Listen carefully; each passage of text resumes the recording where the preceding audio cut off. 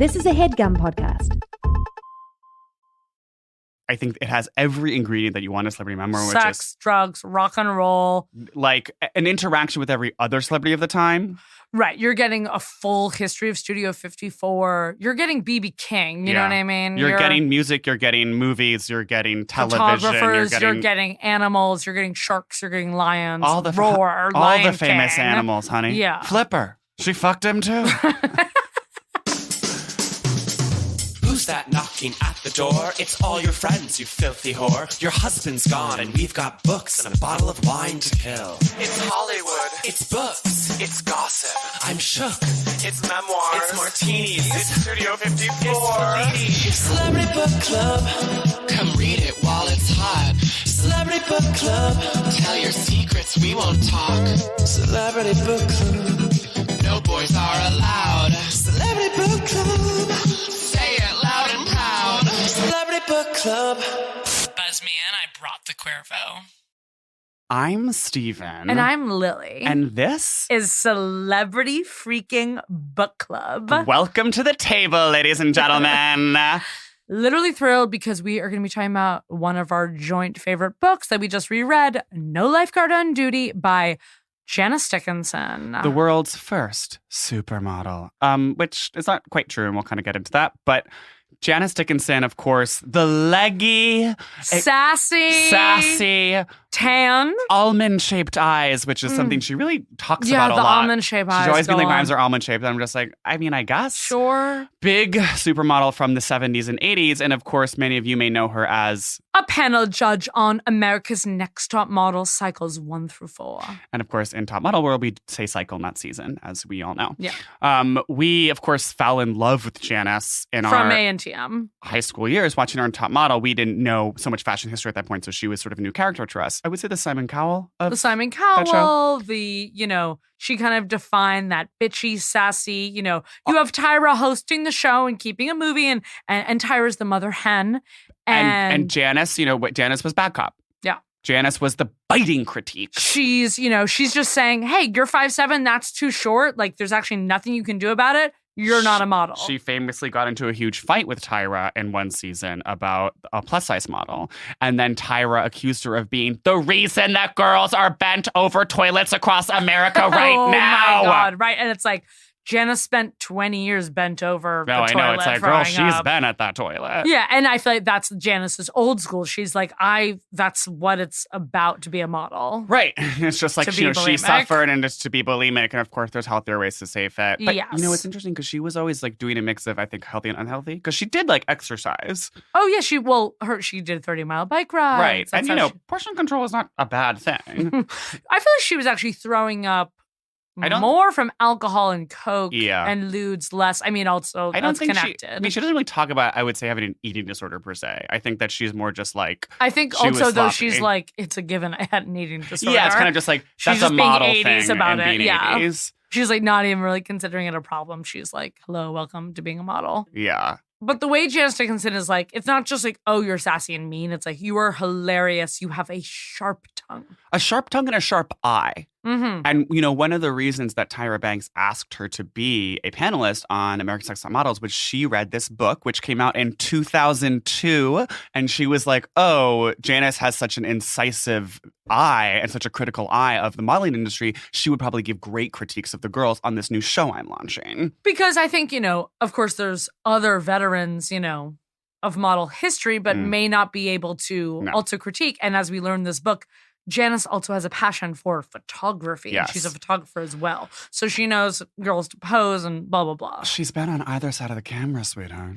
And when you're like, world's first supermodel, you're kind of like, oh, wait, like, I thought Cindy Crawford was or something. Wait. Basically, like half of her Wikipedia is just like angry wiki editors like saying how she actually was not the world's first supermodel, and like there's like 18 other instances like in the New York Gazette in 1932 of them calling just like Jemima Castleworth was like a supermodel, and then like Twiggy obviously was the 60s, so was a supermodel, and then also it's kind of like people know Gia better because of the movie.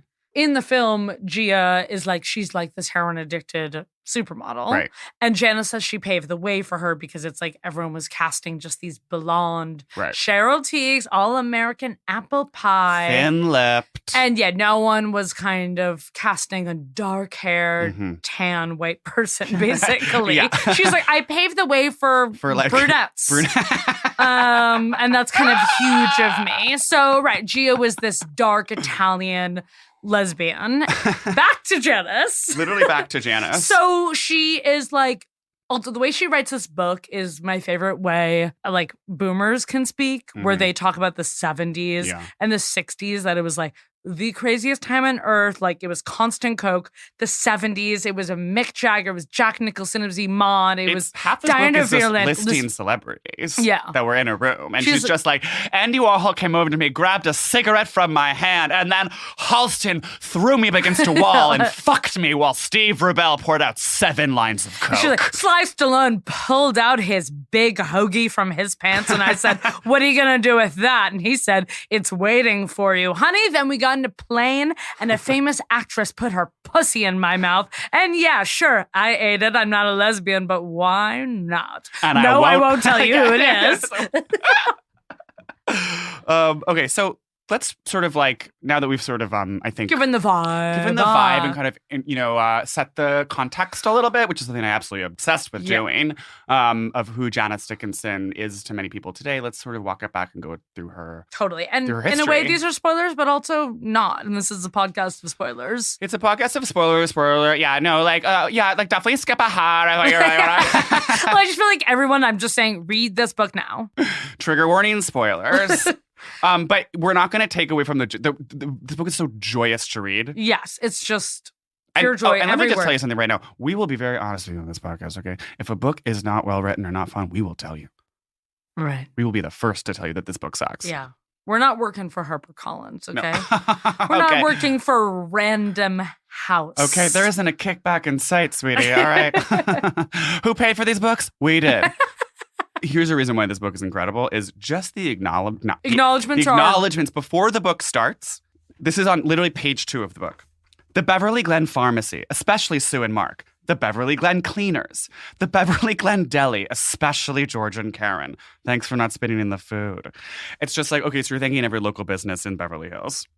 And then, if I may, on the last page of the acknowledgments, I want to salute every gay man that I tried to seduce. Thank you for letting me down easy. I want to thank lesbians everywhere. May the Lap 500 Club continue to reign. I'm obsessed with what is that the inside Lap? joke? Is it like Lesbians Association of like pussy or something like that? Oh, good. Yeah. Because she's so pussy. It definitely is that, yeah. And she eats pussy in this book, but Yeah. it's like very just like, sure, I'll try it, but I'd rather the chicken. Yeah.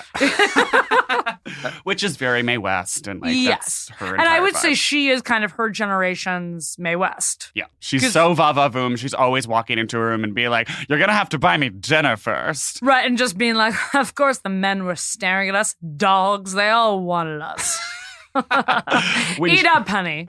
When she and Gia like go to just like Sardi's or something, and they're just like, we were railing coke in the bathroom and we're absolutely blackout drunk, and every man in the club wanted to sink their teeth into our pussies. And it felt so good to walk out and not let them. She's always like making Jack Nicholson, Warren Beatty, or Mick Jagger like wait.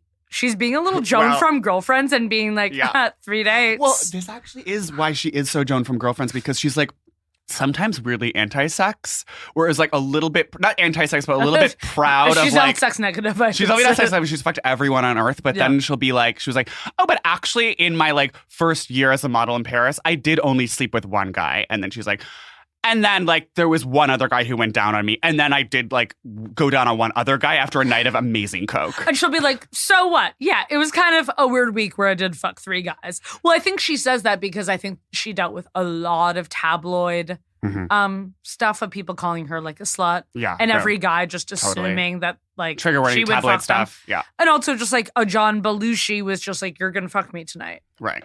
It's and then she's in that limo with Jack Nicholson and Angelica Houston, and she's pretending like they never fucked, and it's so awkward. And of course, Jack Nicholson is like completely disgusting, and after they fuck, he tells her, "Don't tell anyone you have star cum inside you." And it's like, so do you have to be so Jack Nicholson? I mean, and of just, like, course he's so Jack yeah, I mean, Nicholson. he is Jack Nicholson. Everyone is so exactly what you think they're like. Every celebrity she sleeps with. Just like Sly Stallone is only speaking in like ham, bam, lamb. He says ham, bam, lamb every time after they fuck. Yeah.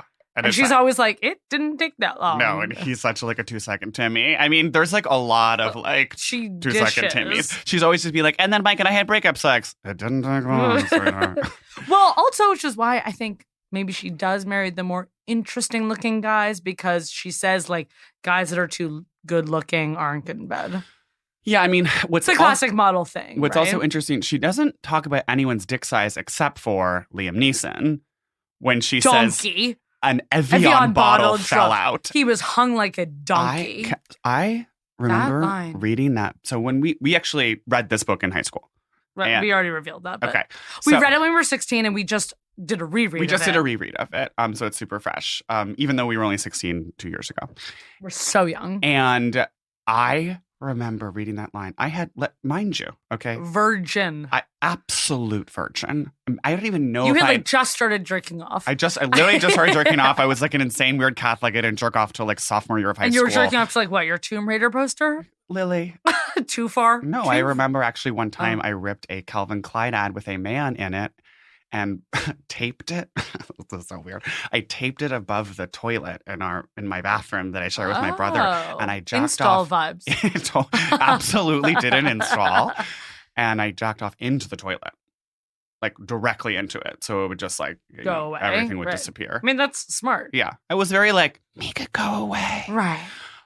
But I remember reading that line about her. She's like shooting Liam Neeson on a rock on a beach. Her photography career also, can we talk? Is so iconic, and she's always just like, okay, you know what it reminded me of? Her photography career is, to talk about the L Word, one of our favorite shows. It feels, her becoming a photographer feels very when Tina gets back into producing. No, I know. And she's just like, I'm actually really focused on documentary right now. And she's like, so I got a new lens. And she's always like, hey, do you mind if we stop in Malibu and bring Christy along?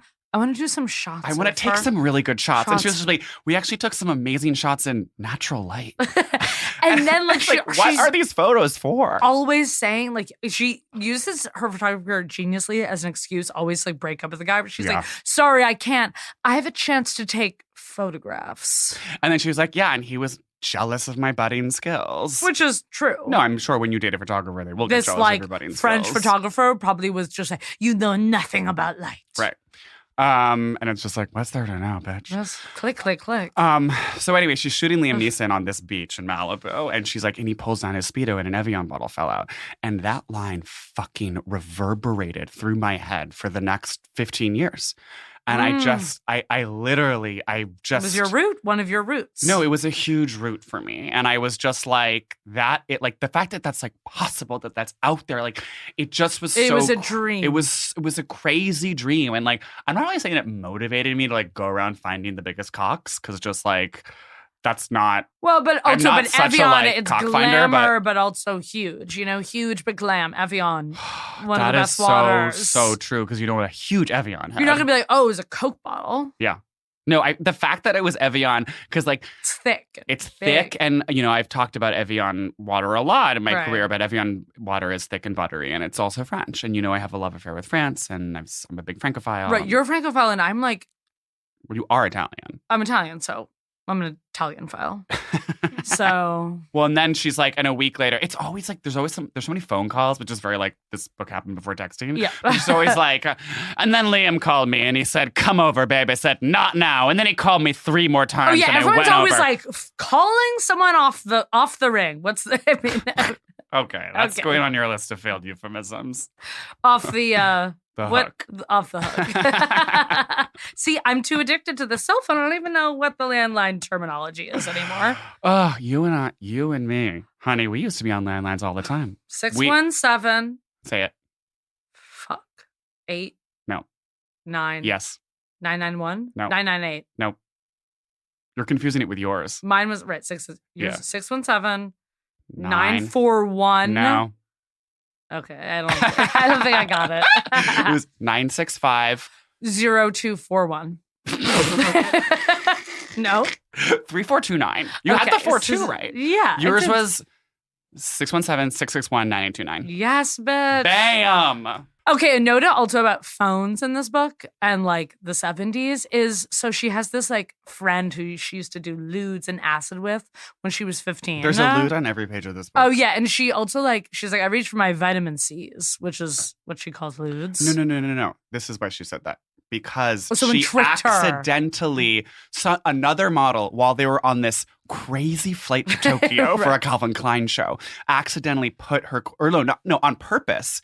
She concealed her Quaaludes in a bottle of vitamin C pills. Right. So like whatever security would think that they were vitamin C, classic hack, going to Burger King, bring a vitamin C bottle like full of lids. And then she like accidentally reached for vitamin C because she was getting a cold. Right. And then she was like, and I'm about to go on the runway and I can't even walk. And Calvin Klein was so mad at me and he's never forgiven her. And he's like, she already fucked up one time in a Calvin Klein show where she got fucked by this model. Wait, hold on, actually. Die. So she gets fucked by this model who was like, I actually have the passage okay, saved. read Can I it, and just then read? I'll tell you my little info. Here's what happened. We're backstage before the show. Everyone is running around like crazy, half naked, excited. You can hear the audience starting to arrive and take their seats. Anybody who means anything in the business is going to be out there, watching, judging, and that only adds to the nervous buzz. So you're excited and half naked and hot and nervous and surrounded by the most beautiful people in the world, and suddenly you find yourself horsing around with a perfect-looking man who wants you. And what do? You find a closet and you lift up your skirt and you fuck him. And you fuck faster because the show's about to start, the G-rated show. And then you come and he explodes inside you and you barely have time to catch your breath and boom, you're disengaged and heading for the runway. And Calvin is screaming, where the fuck have you been? I've been looking everywhere. And the dressers are hovering around you, their hands flapping like nervous birds, trying to undo the mess you've made. And then you feel the cum dripping down your leg and you smile at Calvin and say, I was fucking Tony Spinelli, and it was great, thank you very much. And then you're on the runway trying to keep your knees from buckling. Ugh. Could there be a more iconic passage? Walking down the couch, and she's always like, runway? That's where you felt alive. Yeah, no, you didn't make the most money, okay? Catalog pays the bills, You do okay? Sears, you do Macy's, that's what's paying the bills. But runway? Oh, sweetheart. Ugh. That's where it all goes down.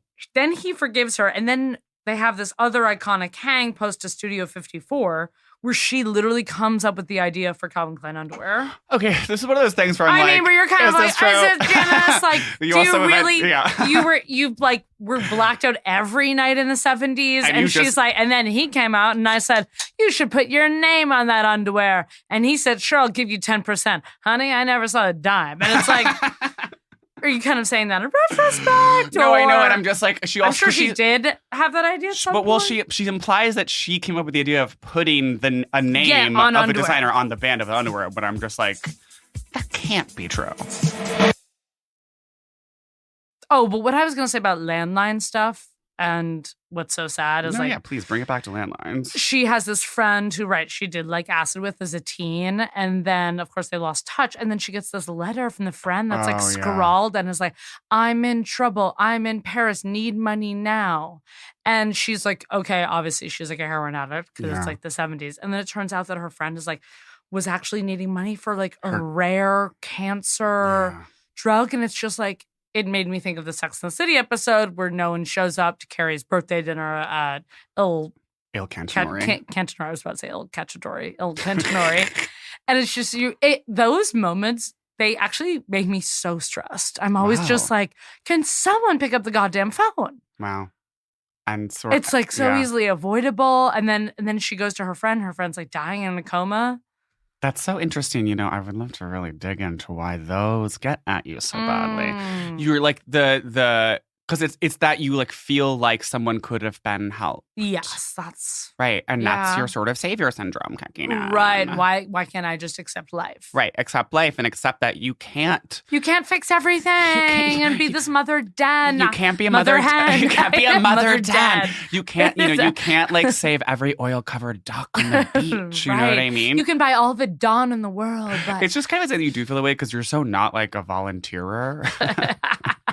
Well, I'm so that because like Yeah, I'm not a volunteer. Sorry. You're more just like, I feel like you see like your mom having falling outs with her siblings and are very like, okay. Classic, maybe just like child divorce. I think a child divorce, you take on the burdens of like. And you're like, make adults. up. Yeah.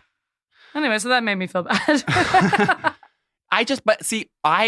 To me, that passage was kind of just like, yeah, Life it's really is sad, life. but it's like they had already lost touch. They already moved on. It's not like, I think it would have been really disingenuous for her to like suddenly have this like friendship with this person that she clearly just like would feel bad for. It's like, I just like feel like feeling bad for someone and like having a guilt-driven friendship to me is like doesn't actually make another person feel good. I'm not talking about that. I'm just talking about paying for the experimental drug. That would have cured okay, this, well, like, this goes cancer. back to you just like always wanting to participate in a drug trial. Yeah, and I'm always like, no, it's like I'm trying to like be in like an experimental vaccine. Right, and you're like, so this vaccine is actually only 25% effective. And you're like, oh, absolutely. I'm done. How much is it? $800? Yeah. Sure, yeah. And it's just at like Sleep studies, because I did all those focus groups in high school. It's in at college. Pace University. I went to college in Chicago, and to make that extra cash, I did a ton of focus groups. And Chicago's famously very Mad Men. There's a lot of advertising there. So I got really into the focus group scene, which was pretty easy to get into because they were just like, do you chew gum? Okay, you're in. And it was like a chewing gum focus group in one where it was like we had to discuss the chewing gum packaging. And it was like me and all these girls just being like, yeah, extra gum. Their packaging is for grandmas, and it makes you think of grandmas. And then the ad that they were promoting were like more Orbit style packages. And it was like a piece of gum sexily dancing. And we were like, oh yeah, extra is sexy now. Wait, do you remember when we went to what we thought was that like preview of the fall TV lineup in New Hampshire? But it was actually an insane advertising focus group for Charmin. And it was like at a weird hotel. It was at a weird like Ramada in Portsmouth, and we like drove an hour and 45 minutes in high school. God, and I was like, oh, Lily, we're gonna get to see TV shows before anyone in America. And we like went to this insane, this like weird, sad meeting hall, and like they showed us like 10-second clips of these like shows that were clearly from like 1992, like on the PAX channel. They were like so PAX, and it was like some unknown actress just being like eating Honey, bad Chinese I'm food. like, oh, hard work day. And we were like, what is this like show about a woman living in a city? And then it would cut to commercial, and you would see like 3 commercials in a row for toilet paper. And then we did like an hour of this, and then they gave us this questionnaire, and all the questions were about the ads. And they're giving us like this big, where all of our Ramada in pens. And they're like, so would you say you're inclined to buy Charmin for your household of 3 to 4, making under $150,000 a year? And we're like milling about with the other. We're like, I don't know, we're 16. I don't really buy. No, and the everyone toilet else paper. who was there was like a weird like couple in their 40s, and our future, absolute future. And like someone was just like, I think this was really just about the advertisers. And we were like, oh, wait. We're all like addicted to television, and like we've all been duped. We got scammed. I feel like there's something. Okay, so my next question. So Janice talks about this like floral dress that she wears, that first like scam modeling thing she went to, that she also wears at the first photo shoot that she like accidentally showed up at, and then like ended up launching her career. Which is also, I feel like, such a story in every book. It's always like, I went to a scam audition. Yeah. And then I like was in the right place at the wrong time. And the wrong place at the wrong time. And it was like this floral dress, and she was like, I looked kind of Hispanic in it. And it's like kind of hugs her curves in this sexy way. And kind so it was the J-Lo dress. It does kind of sound a little, well, was it? I feel like it was like brown. No, not like floral. It feels more like such a 70s print is what it sounds like to me. Those like big flowers that's like so like right, couch it was like print. tight and floral. But she obviously felt like sexy in it, and kind of just like brought out her kind of innate power. And it made me think, what was your first freakum dress, to use the Beyonce terminology? What was the first thing that you really were like, oh, damn, clothing can kind of like turn me into a rock star? That is such a good question. I'll go first. So, yeah, no, because I've been thinking about this. Yeah. And I need to think about this. Yeah, think while I'm talking. So I remember the very first outfit that I ever felt like, and this truly is so fucking B-list of me. And I'm like sure. really is it defined. Just like sevens? No. I was maybe about 12, and I went to Filene's with my mom. And so that's where I shop too. And the outfit I got was this Liz Claiborne boys. Oh my God. Cream waffle knit long sleeve. Wait, this is insane. and then these like olive green tight jeans, like little like tapered little like cropped jeans. Are we talking Filene's downtown Boston or Filene's in Belmont? 'Cause that's where I would do all my shopping. This is so weird. It was Filene's at Belmont. And I never went to that Filene's because it was like, why would I be going to the one in Belmont? But it literally was at the Filene's in Belmont. Wow. Yeah. This like could also like before we knew each other, maybe we were passing each other in the racks, like trying on so many Liz Claiborne boys blazers. And I remember just being like, oh yeah, I'm like this like cool, like stylish young guy, like stomping around. And I remember so also like Jack from Will and Grace, if you just like it's the most like it's the most like nerdy, not fabulous outfit ever. And then I remember my fucking older brother being just like, he saw me in my like brand new clothes and he was like so pissed. And he was just like, what the fuck? Is this Abercrombie? Oh, because he was like so he was trying to think that he was like, oh, how like you're doing this fucking bullshit. Like we thought it was so like rich girl to get to wear like Abercrombie, and it was like such bullshit. Only thing that like fucking like privileged rich kids, and it's just like, bitch, wake up! Like our parents have 3 houses. Like, what are you talking about? Hello, but he was in high school at that point. He would have been in high school. He was really coming to his own as an incredibly obnoxious high schooler, who was just like always screaming at my parents and then just like burning incense in the. So he was also radio. like height incense, like no, he had probably discovered like drifting by that point. He had a list of all the college radio stations in Boston, like on an X like next to his bed, like Emerson, which I'm sure you probably did too. Babe, I didn't have to write it down. Ooh, no. Though actually I was so list. I was always just writing down band names and writing down movies. You're like list, but the list has no title and it was more just general list. It would just be like Real Big Fish, Mighty Mighty Boston's, Frank Sinatra, and you're like, what is this list for? So kind of funny. It's my first freakum. I'm gonna kind of give you actually 3. So okay. I would say the Belmont Filene Boys Department is like where I became a man. Right. Like that was the original My Freakum. Like I remember getting in there a full Phoenix Suns basketball jersey and shorts, like the full basketball outfit. You have, absolutely zero connection to Arizona. But I think because Charles Barkley was huge then, and my dad was named Charles. And my dad once. Well, let's unpack that. My dad once met Charles Barkley on a plane. So Janice. Yeah. So I was kind of just into it at the time. Anyone who was like a famous basketball player. So it's like Michael Jordan, Charles Barkley, Larry Bird, you know. As a sidebar, I feel like people always say they meet celebrities on plane. I've never seen a celebrity on plane. And well, today I thought I saw Yoko Ono in the subway. I kind of do think I it was her. really think it was her. Because again, it's so 70s to go from the train to the bus. Yeah. When you could just be taking a car. She's so fully transmitted and be like New York, old school. And she was wearing a hat that was similar to the hat we saw her wearing when we saw her in P-Town. Oh, I don't remember seeing her in P-Town. You may not have been there. Okay. But it was like little fedora. She was like yay high. Yeah, she's 3'1". Huge glasses, leopard mask. Celebrities on planes. Yeah, I know. It happens to some.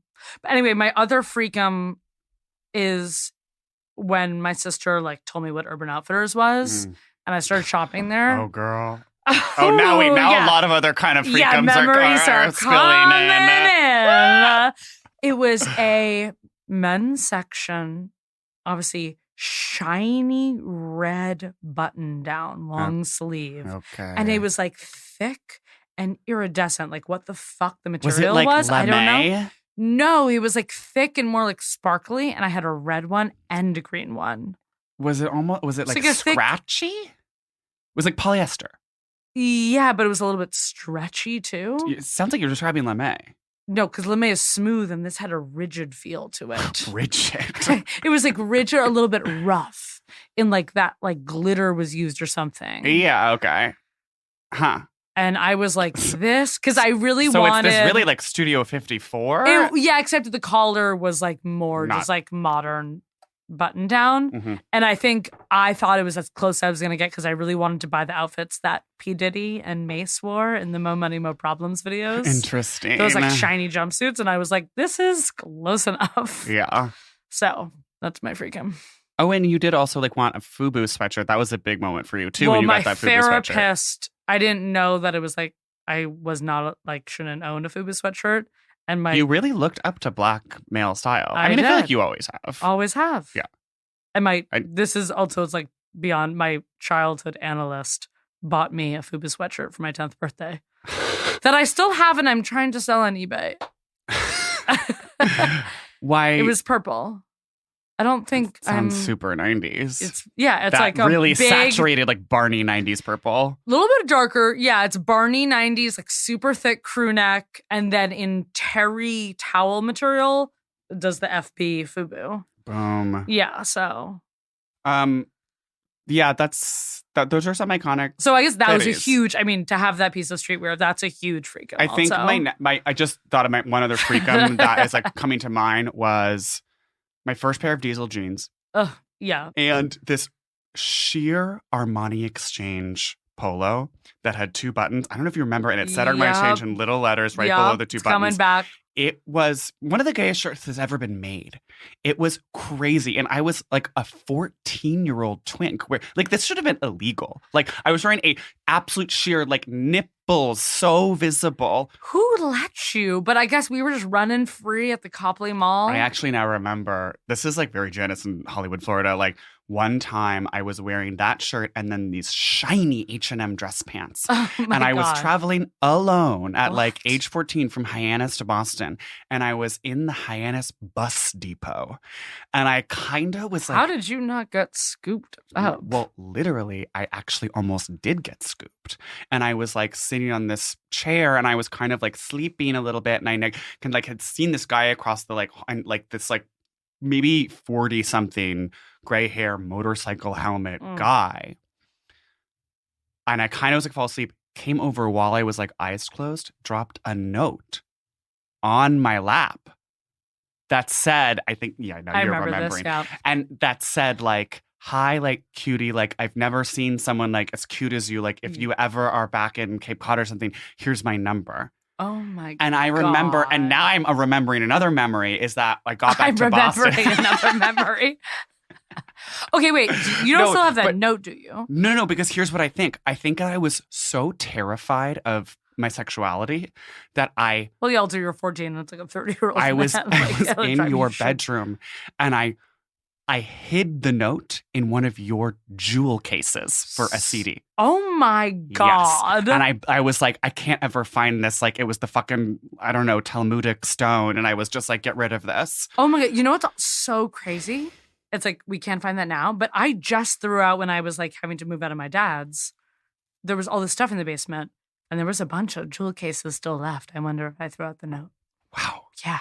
Almost. An iconic note. And now we could find that guy's phone number and cancel him. I know, cancel him and be like, how dare you go up to a 14-year-old man?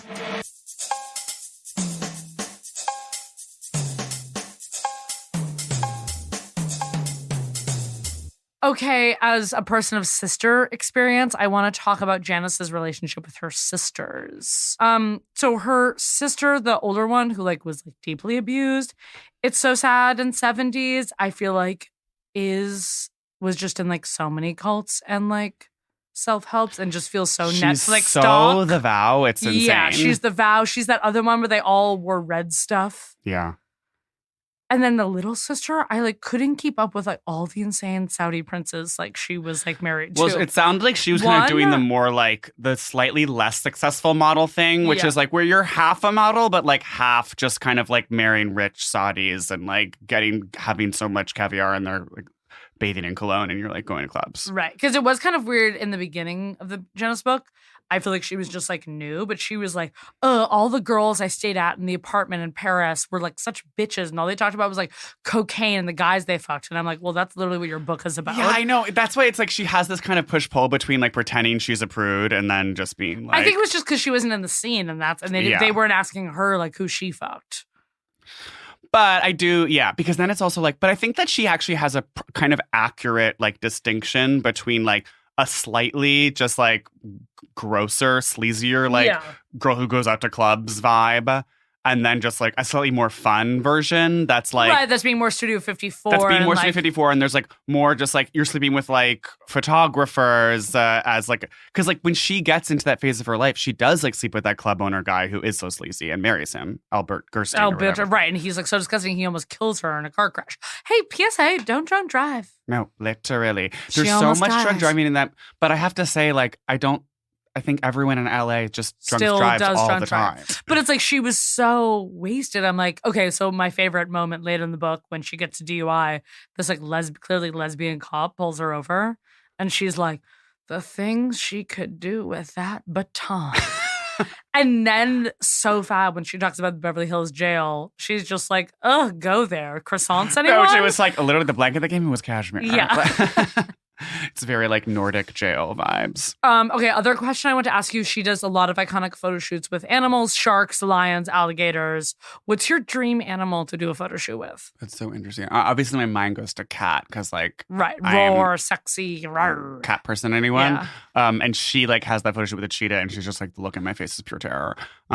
Which does sound really terrifying. Like I don't, that's too scary. But then I'm also like, maybe it's about doing it with like an elephant because like you'll look so They're slow. thin and Oh. like in comparison. But then I'm like, actually, people kind of see things by generalization, not by comparison. So maybe like being with a really thin, animal like a deer. a flamingo. I was thinking. Oh, I could see you in a full sea of flamingos. You know, deers are funny because some I will say are very scrawny. And some are like big, like the Some Fire are- Island deers. They're like covered in like so much I like hate those. They're ticks so and, like cancerous, and they have all those like cysts. They're gross. Well, it's so funny. One of my favorite characters in the book is her favorite booker, Monique Pilardo. Oh yeah.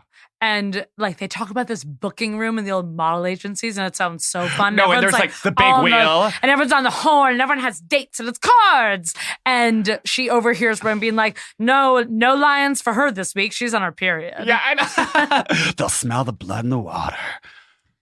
I do love Monique. And she's like this, like, she's this kind of like They show her- she rotund French definitely- woman. She's like yeah. so smoking a cigarette and being like, honey, just like, I don't care how drunk you are, like, be there on time. Right, and just being like, you can't pull the stuff like you've been doing, because there's a point where she starts acting like Gia. Right, and she's like, you're literally turning into Gia. You're getting like so drug addled and insane and like being too much of a diva and like not showing up to shoots. The part where Gia also like roofies her with heroin on a set is like the most 80s thing I've ever heard in my entire life. She thinks it's coke, and then it's heroin. She passes out, and Oh. Gia's just like, yeah, fuck you, cunt. Well, you know what that reminded me of? The time I did meth by accident. Oh yeah, and you were up for like, And I was I was in the bathroom at Eastern Bloc before it became Club Cumming. And Wait, yeah. how did I forget the Club Cumming was Eastern Bloc? I don't know because that's actually erasure, and you need to remember your history because it used to be Eastern Bloc, just the exact same narrow gay bar. Yeah. And I was in a bathroom with this drag queen, and like some other person, this drag queen like pulled out what I thought was coke, and she was just like, "Do you want a line?" And I didn't ask, and I was like, "Oh sure." I didn't clarify what the drug was, and I did this line, and it was so like it was so sharp and like acidic and like rocky, and I was like, whoa, like that's some really rocky coke. And then she was like, oh honey, that's not coke, it's Tina. Oh, And that's like the beginning of the movie, and it's No. like, welcome to New York. It was so Welcome to New York in 2013, and I was just like, and I at first I like felt like high, like in a kind of a normal coke way. I was like, yay, and then it was like cut to 2 hours later, and I'm violently horny, and I'm fucking a close friend who will remain nameless. And we did have a Which is funny because that same close friend I did accidental meth with also because of another former close friend. And when you say former, you don't mean dead. No. Yeah. Because that's kind of how it sounded. And so Anyway, then, but yeah, it was bad. I was up for literally an entire day off of one line. And then our other friend, who is sort of a rappeuse, A rappeuse. sort of a rapper extraordinaire. Okay. Yeah, you're Yes. saying rapper in a weird way. I was saying this with the feminine form. Oh, a rapuse. Like a masseuse. A rapuse. A rapuse. Rapuse. Who's your favorite rapuse? And I called him and I was like, I just did math because I knew that he had some experience. And he was like, oh, chica, just go for a run and you'll get it out of your system. Huh. So I weirdly took his advice, which was absolutely horrible. And I ran like from like the DeKalb stop to like the Morgan stop. And I truly thought I was going to have a heart attack. And it was just like, actually getting your heart rate up while you're on meth is like not a great idea. Sounds horrible. It was horrifying. And then I finally fell asleep at like 6 p.m. the next day after truly thinking I would stay alive for the rest of my life. And after that, Stay like up, Janice, was that kind of the reckoning and when you got sober? Well, from meth, yes. From meth, yeah. I have not done meth since. I was very just like, sorry, like no shade, but I don't. I mean, obviously I know I don't addictions get thing. it just sounds horrible. Like, I guess that it means you can like fuck for longer. it That's makes why you gay guys do it. It makes you super horny, and that's why gay guys do it. But I was just like, this feeling of not thinking you'll ever sleep again is so fucking stressful. I absolutely never want to experience that again. Yeah, the time I did something, I was like, I feel like this is meth. I don't know what it was, but I was like, I just feel jittery and horrible for hours. Anyway, drugs. Drugs are crazy. Like, use them in moderation. Like seriously, like you know who I remember? Okay, I feel like my sister's biggest thing, and I was always like took that to heart. It was like, know who you're getting it from. And it's like, well, I don't know if I've ever. No one knows who they're getting it from. Like only in high school when I'm just like buying weed from like the weird redheaded guy. Like, but you don't know where he's getting it. It's just like you don't know where the drugs come from. And I'm not like, I really trust him. Yeah. I really trust Kelty. I mean, that is okay, but I feel like that's also so like queer festival where it's like this like queer festival I went to last summer, and it was just like you could bring your like drugs to like test them, and there would be like this like like a consent drug this station? like consent like lesbian would be under a tent and just like test your drugs to see whether or not it was like we need to get her on the clean. pod. Yeah.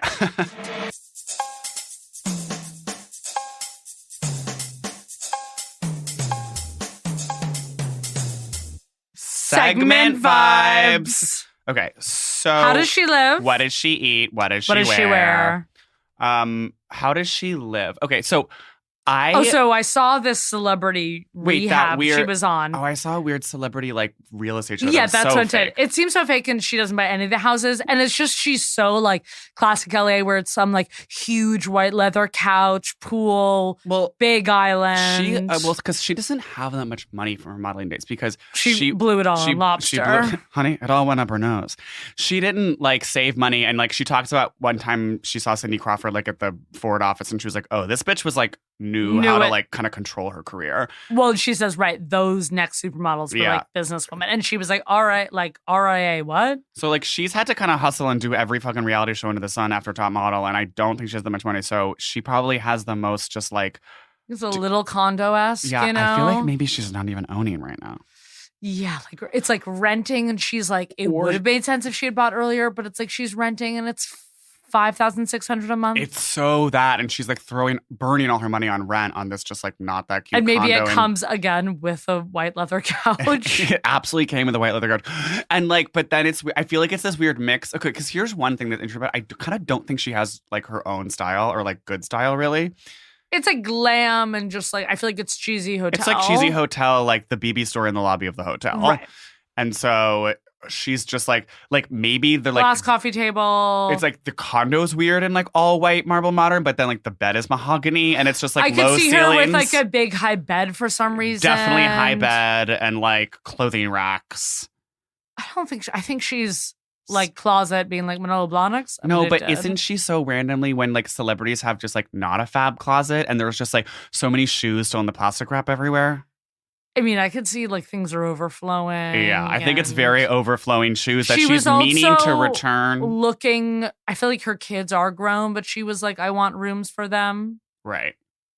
But I don't think. I think it's hotel lobby and like a little bit cheap. Maybe leather isn't real. Yes. Okay. Okay, what does she eat? Nothing. But I mean, and then when she does. Well, I remember. So in her second book, which I've also read, but it's been a long time and I remember, when she talks more about the top model years, she talks about like seeing some other model like Cindy or like, I don't know, Claudia Schiffer or something, like at some restaurant in the 90s and she eating a pizza and she was like, and she just fucking ate the whole slice and then ate another one. And she was like shocked because at one point in the book, She goes to CPK with her kids. Oh, well, she goes to CPK with her kids, but I was also saying in her model days, her diet was the diet of thirds. You just only eat a third of every meal. Which I need to do. Which is actually genius. Yeah. And you just always leave 2/3 on your plate. But it's like, it seems very dependent on the portions because you could go to Vinny Testa's and a third of a Well, if platter. you're going to family style, Yeah. that's totally different. But I mean, like, she's glam. Obviously, she was so like lobster, caviar. Right. And then I feel like it's so single mom to take your kids to CPK. Yeah. And they're getting like a chicken buffalo arugula pizza. And she's like, I'm going to have a slice, kids. Well, the thing is, because I feel like it's also single mom because it's like you just want to do the things that you know are going to make your kids happy. And like, obviously, CPK kids are going does to the like job. CPK because they can get whatever pizza they want. But I feel like she can get a salad at CPK. Absolutely. Yeah. She absolutely is. Caesar vibes. Full Caesar vibes, but also like a She's blue cheese. Yeah, and she's ordering like a ton of sushi. Oh, yeah. Just She's ordering a big sushi platter, eating half of Well, it. and obviously she goes out to dinner all the time. She's going to the Ivy because everyone's always like, hey, Oh, want to honey. grab dinner? She doesn't cook. Yeah. Oh, and then one time she's like, I was a bad cook and that was my thing. And I'm making mac and cheese. I guess what does she wear? We kind of reference this a bit, but yeah, I think she's wearing just like It's still just like tight va-va-voom. it's about. Well, I remember one she said like, "Honey, don't dress for women, dress for men." She's very like the opposite, I think, of like current style trends of like man repeller. Like, oh, Yeah, shit. she's not in like She's a not big Jenna wide Lyons. band. No. She's the opposite of Jenna Lyons. She's always showing off her fake Huge tits and taws, like, yeah. Okay, who are you in the book? Biggest question This of is the night. This I is know. so hard. There's It's so really many fucking so hard characters. there's the entire like celebrities of the 80s and 70s are in this. 80s, 90s, and today. Donna Summer, Jennifer Lopez. Okay. Tick fucking talk here. I'm really like, I mean, yeah, you have shades of Janice. but then it's like, But you're not like a full Janice because she is completely insane and no one is Janice. Except for well, Janice. no one is Janice, and that's what's so fab about her. Yeah. Like you can't just be like, I'm the Janice. Like, to some extent, I think I like want to be Janice in a lot of ways. It's Right. like, I feel it's like your aspirational Janice. I wish that I were having more insane torrid affairs, and it's just like, sure, like, you want to fly and steal a Ferrari. Did I and- get my? But it's like instead of stealing a Ferrari, it's like I'm getting my phone stolen while I'm blowing a guy on the beach. Like, Okay, not to carry, but I think I'm Andy Warhol. okay, I really don't think you're Andy Warhol like in any way. Like they're like, he listened. And I'm just so like, Are you pulling like a straight girl aside at the club and just being like, no? talk, Because the one talk. scene with Andy Warhol, he pulls her aside and he's like, Talk. you tell me everything. Like, I don't really see you doing that with straight girls all the time. I guess not. I'm I waiting see for the you. straight girls being I see like, you talking. I see you blah, Okay, blah, blah, so- screaming at the club, spilling your drink on some straight girl's décolletage. us just like both desperately wanting to be everyone in this book. But just, No, I like, know, I wanna we're be not. everyone. And it's like, yeah, I want to be sly and be so like ham, bam, lamb. You can't take this hoagie. Yeah. But like, so it's like, I want to be sly, but like also just like, Are you, Simon? You're actually a good father at the end of the day. or am I Michael Birnbaum, the father of Savannah, the nice producer of Bandits? the most boring character in the book, who she doesn't tell is the father of her daughter until So 8 years 7 later. years.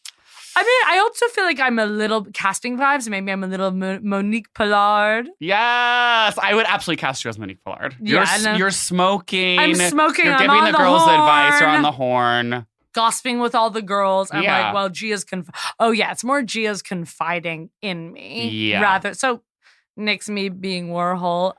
You're Monique Pollard, and I'm this like gaggle of like desperate hoes in a Hoes in French France. attic, like fucking random Saudi millionaires, and like not really getting a modeling career off the ground. Wow.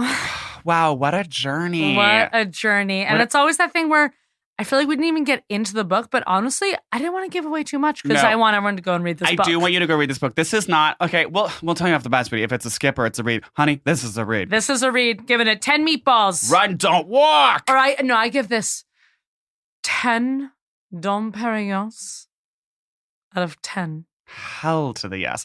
I give it 10 lines of Coke. These are sweetheart. front row. the good kind, straight from Colombia. Front row Rolling Stone tickets. Mick Jagger. Sticky Fingers. Who's Sticky Fingers? It's a Rolling Stones album. Cool. Rock I knew stuff, that. No, yeah. I'm like more TV, less music. Okay. Yeah, that was please read this. Please read this. This was a super fun journey to go on with you as my podcast partner, co-host. And to revisit, I feel like we really reconnected. No, this is a great book. Thank you so much for listening to this episode. Like, please tune in every week Every single week to Celebrity Book Club. To this podcast that you are currently listening to. Next week, we have a huge surprise in store. Yeah, a little man named Chasten Buttigieg. A little fagotta named Chasten Buttigieg. And we are going to do his memoir. I have something to tell you. That's the name of his memoir. I have a feeling it might be, not to kind of be a psychic here, the opposite of the Janice book. I'm going to say it's going to be the opposite of the Janice book in every way. But so, yeah, if you literally loved this episode or even liked it, please rate and subscribe. Rate and subscribe. And review. Although if you're in your mind, you're like, that was 3, like maybe don't, right? 4 and 5 we'll take. Okay. In terms of stars. Right. Honestly, do you. No, literally wait. do you. I take that back. Sorry, I'm being super crazy and controlling. Like, I do want honest feedback. Tell us everything. Okay. 1.5 stars. If the audio is weird, like, I want to know. No, let's literally do this, tell us. Okay. Super honest. Do follow us on Twitter at CBC the Pod. That's at CBC the Pod. And again, tune in next week. For Chasten. For Chasten. Chasten. For Chasten. Yeah, tomato. We'll find out. I will discuss the pronunciation in depth. For an hour. Yeah. So. Okay, love you guys. Love you guys. Best. Bye. Ciao.